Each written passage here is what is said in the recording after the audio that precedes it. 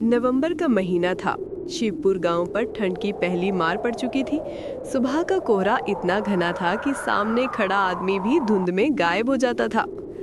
हर झोपड़ी के ऊपर सफेद धुंध ऐसे लटक रही थी जैसे किसी ने गांव पर रुई की चादर डाल दी हो। अमीर घरों में अलाव जल रहे थे, लेकिन गोपाल की झोपड़ी में बस ठंड, सन्नाटा और बुझा हुआ चूल्हा था। राधा बिटिया, चादर अपने ऊपर और खींच ले, बाहर की हवा बड़ी जालिम है। बापू, बहुत ठंड लग रही है, आग नहीं जलाएंगे क्या? लकड़ी होती तो जलाते बेटी, खेत में पड़े डंठल भी तो भीग गए हैं, धूप निकलेगी तो सुखा लेंगे। सुनिए जी, थोड़ा भूसा बचा है, उसी से आग जला लेते हैं। नहीं सरिता, वो भूसा तो बैलों के लिए है। हम एक रात ठिठुर लेंगे, मगर बैल बेचारे क्या करेंगे? बाहर हवा सरसराती रही।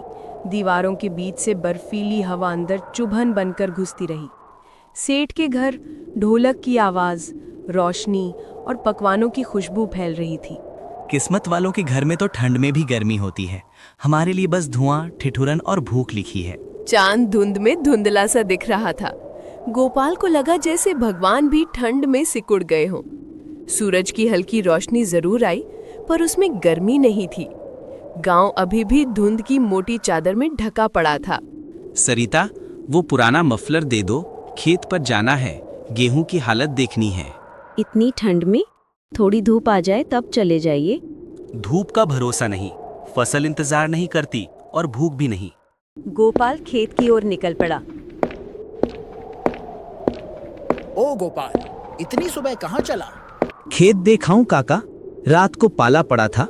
देख बेटा, ठंड बड़ी कड़क है। हम बूढ़े तो बैठ गए घर में, तू जवान है मगर संभल कर। ये बर्फीली हवा सीना जमा देती है। काका, डरती तो ठंड भी होगी हम जैसे लोगों से जो रोज पेट के लिए लड़ते हैं।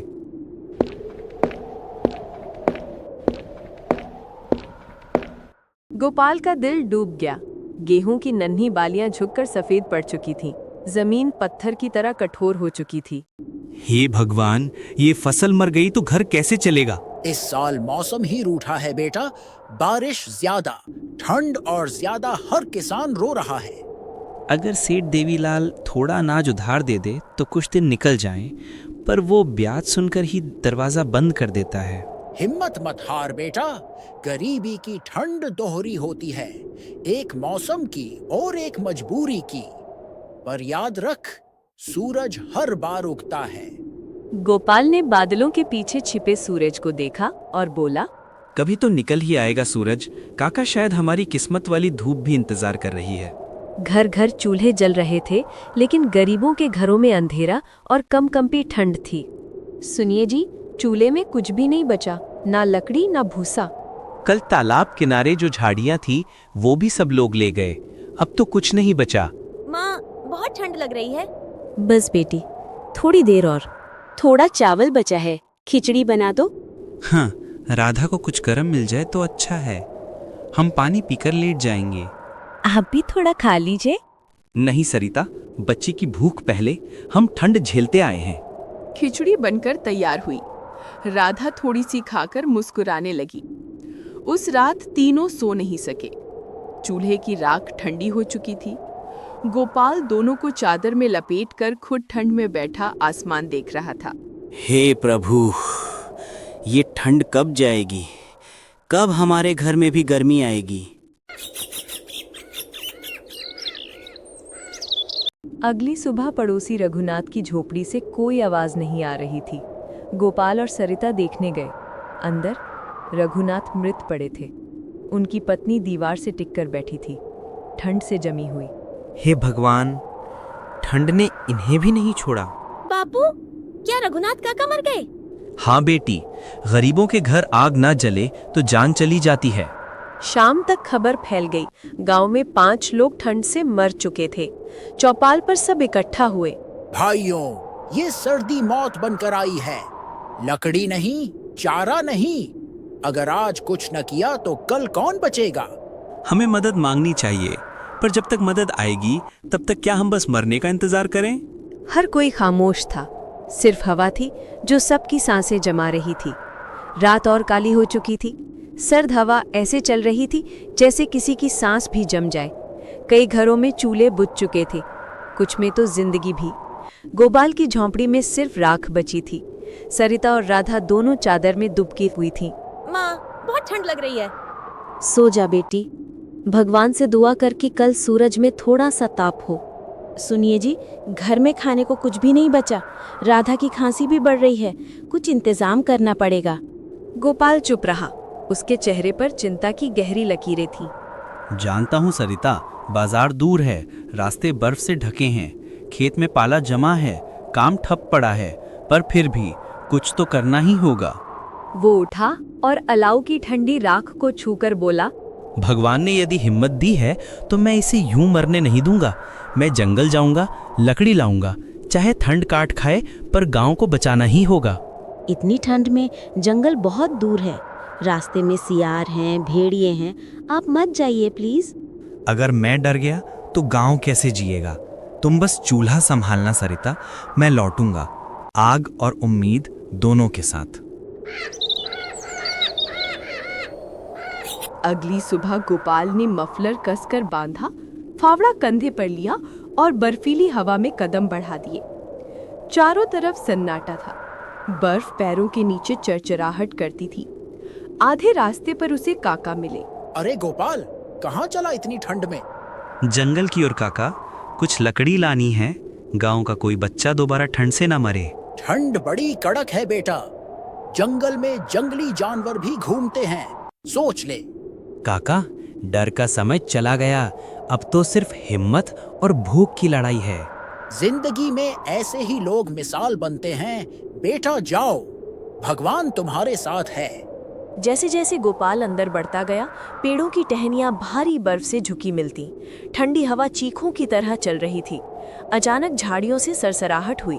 गोपाल ठिठक गया। भगवान कोई जानवर का ना हो। झाड़ियों से एक लोमड़ी निकली और भाग गई। गोपाल ने लंबी सांस ली और आगे बढ़ गया। काफी दूर जाकर एक जगह उसे सूखे पेड़ की टूटी हुई मोटी शाखाएं मिली। गोपाल तुरंत जुट गया। ठंड से उसके हाथ सुन्न पड़ रहे थे, उंगलियां कांप रही थीं। नहीं, रुकना नहीं है। ये लकड़ियां सिर्फ मेरे लिए नहीं, पूरे गांव के लिए हैं। उसने बड़ी मेहनत से लकड़ियों का एक बड़ा गट्ठर तैयार किया। गट्ठर को सिर पर रखा और धीरे धीरे वापस चल पड़ा। उधर सरिता और राधा बेचैन थीं। पता नहीं कब लौटेंगे तुम्हारे बाबूजी। माँ, बाबूजी तो हीरो हैं, वो जरूर आएंगे। हर हवा का झोंका सरिता को डरा देता। वो बार बार दरवाजे की ओर देखती। दोपहर बाद गांव की पगडंडी पर गोपाल दिखाई दिया, कंधे पर भारी लकड़ियों का ढेर और चेहरे पर ठंड के बीच पसीना। सरिता देखो, लकड़ियां ले आया हूँ। भगवान का लाख लाख शुक्र, आप हमेशा मेरी बात सच कर देते हो। बापू, आग जलाएंगे?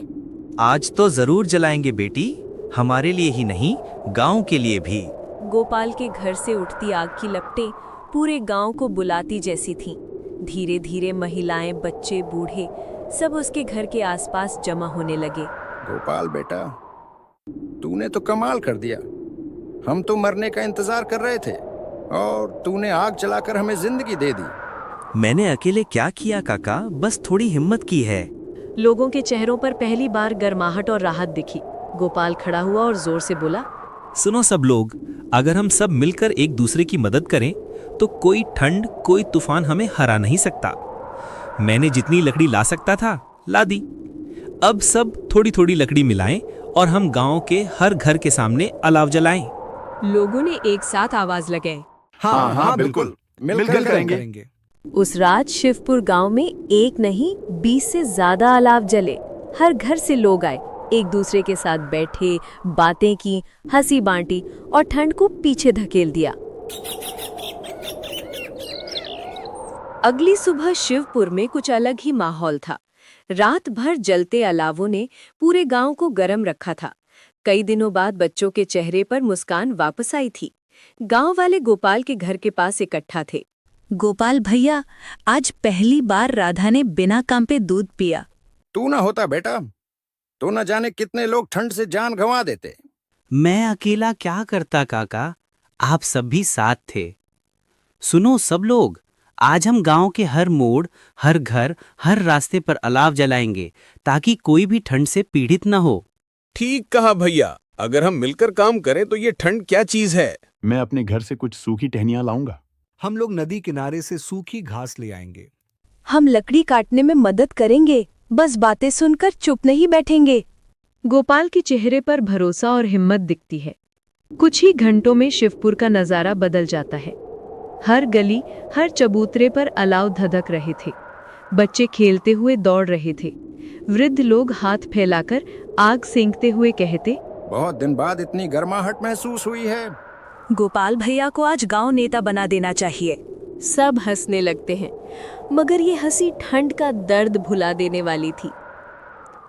सर्द हवाएं अभी भी चल रही थी, पर इस बार गांव के लोग डरे हुए नहीं थे, क्योंकि अब उनके पास हिम्मत थी, और उस हिम्मत का नाम था गोपाल। गोपाल गांव में घूमता है और हर अलाव की देखभाल करता है। काका उसे बुलाते हैं। गोपाल, इधर वाला अलाव थोड़ा धीमा हो गया है, देख ले बेटा। हाँ काका, अभी ठीक कर देता हूँ। 3 दिन तक गांव में इसी तरह अलाव जलते रहे। ठंड कम होने लगे और फिर एक सुबह ऊंचे पहाड़ों के पीछे से धीरे धीरे सूरज की पहली किरण निकली। हल्की सुनहरी रोशनी पूरे शिवपुर पर पड़ रही थी। लोग खुशी से चिल्लाए। सूरज तो लौट आया था, पर उसके साथ एक सच्चाई भी सामने आई। गांव का तालाब, कुआं और हैंडपंप तीनों सूख चुके थे। 3 दिन की भीषण ठंड के बाद बर्फ ने पानी जमा दिया था और मिट्टी फट रही थी। सुबह सभी लोग एक जगह जमा थे। भैया, कुएं में तो पानी का नामो निशान नहीं है, तालाब भी सूख गया, हम क्या करेंगे? अगर पानी नहीं होगा तो खाना कैसे बनेगा? बच्चों को क्या पिलाएंगे? डरो मत, अभी हार मानेंगे तो शिवपुर फिर अंधेरे में चला जाएगा। लेकिन बेटा, पानी कहाँ से लाएंगे? पास वाली नदी भी जम गई है। अगर नदी जम गई है तो इसका मतलब है नीचे पानी जरूर होगा। मतलब बर्फ तोड़कर पानी निकालेंगे? हाँ, अगर ठंड की रातों से लड़ सकते हैं तो जम चुकी नदी से क्यों नहीं? पूरा गांव मानो एक नए तूफान में फंस गया था, लेकिन इस बार ठंड वाला नहीं, प्यास वाला। लोग उसके शब्दों से हिम्मत महसूस करने लगे। गोपाल, राजू, गांव वाले और नारायण काका कुल्हाड़ी और फावड़ा लेकर नदी की तरफ निकलते हैं। बर्फ इतनी मोटी थी कि कदम रखते ही कड़क कड़क आवाज आती थी। भैया, नीचे से बर्फ टूट ना जाए। डर मत, एक लाइन में चलो, मैं आगे हूँ, तुम सब पीछे। ऐसी ठंड तो मैंने अपने जमाने में भी नहीं देखी बेटा। क्या होगा हमारा? जब तक मैं हूँ काका, कुछ नहीं होने दूंगा। नदी पर पहुंच गोपाल कुल्हाड़ी उठाता है। सब मिलकर बर्फ तोड़ने लगते हैं। हाथ सुन्न होने लगते हैं। सांसों से धुआं निकल रहा था। 40 मिनट की कोशिशों के बाद एक दरार पड़ती है। भैया, दरार आ गई, पानी नीचे दिख रहा है। बर्फ फटती है और नीचे से पानी छलक उठता है। लोग खुशी से रोने लगते हैं। बेटा, आखिर तूने यह कर दिखाया। मैं नहीं काका, हम सब लोगों ने मिलकर किया है। जैसे ही पानी आता है, गांव की सारी औरतें खुशी से चिल्लाती हैं, जानते हो, आज पहली बार लगा कि शिवपुर में भगवान किसी रूप में रहते हैं और वो आप हो। ऐसा ना कहो सरिता, मैं बस गांव की जिम्मेदारी निभा रहा हूँ। लेकिन उसकी आंखों में गर्व और नम्रता साफ दिख रही थी। गांव फिर से जीवित हो गया था। ठंड ने हरा दिया था, लेकिन गोपाल की हिम्मत जीत गई थी।